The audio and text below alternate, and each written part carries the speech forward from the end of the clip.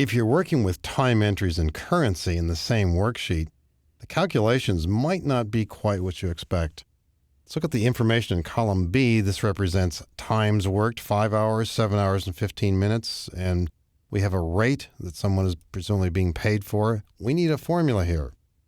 And you can see on the first example, 5 hours, $10 an hour. We know what the answer is. It's going to be $50, so it's just a simple multiplication.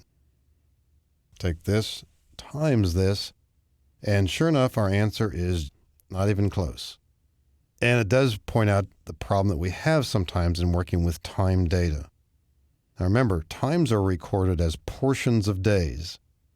One approach to these when you can't figure out what to do is to think, well, if it should have been 50 and it's 208, what's the multiplier? Well, probably not so obvious at first, but we do know about 24 hours a day.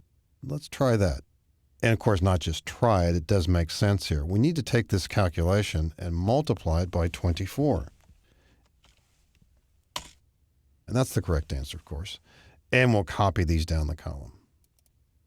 Sure enough, here and there, of course, you can see some of them immediately. 8 hours, $20 an hour, it's $160. So when performing these kind of calculations, at first maybe not so obvious, but you can quickly figure out what the total should be. In column F, we've got some downtimes, and these are minutes, 5 minutes, 7 minutes, 7 minutes, and there's a charge for the downtime, and here's the rate. And you can take a look at one or two of these here and there. For example, this one here, it's down 10 minutes, and it costs $7.50 a minute, so $75. But here, too, I think the first starting point might be you're going to multiply the two in no particular order, come up with an answer here. And of course, you often would have a rough idea. This is what, $25, $30? Well, certainly not 2 cents. So what do we need to do here? How many minutes in an hour? How many hours in a day?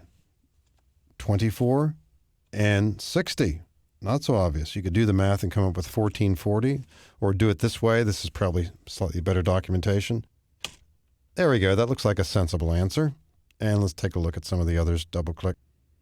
One or two of these you might be able to do in your head pretty quickly, but say this one here, the one we mentioned. Yeah, 10 minutes, it's $7.50 a minute. Yeah, $75. So in calculations like this, in many cases, use the number 24, sometimes the number 60. Time calculations can be tricky, but there certainly are some solutions here that let us work with this data pretty smoothly.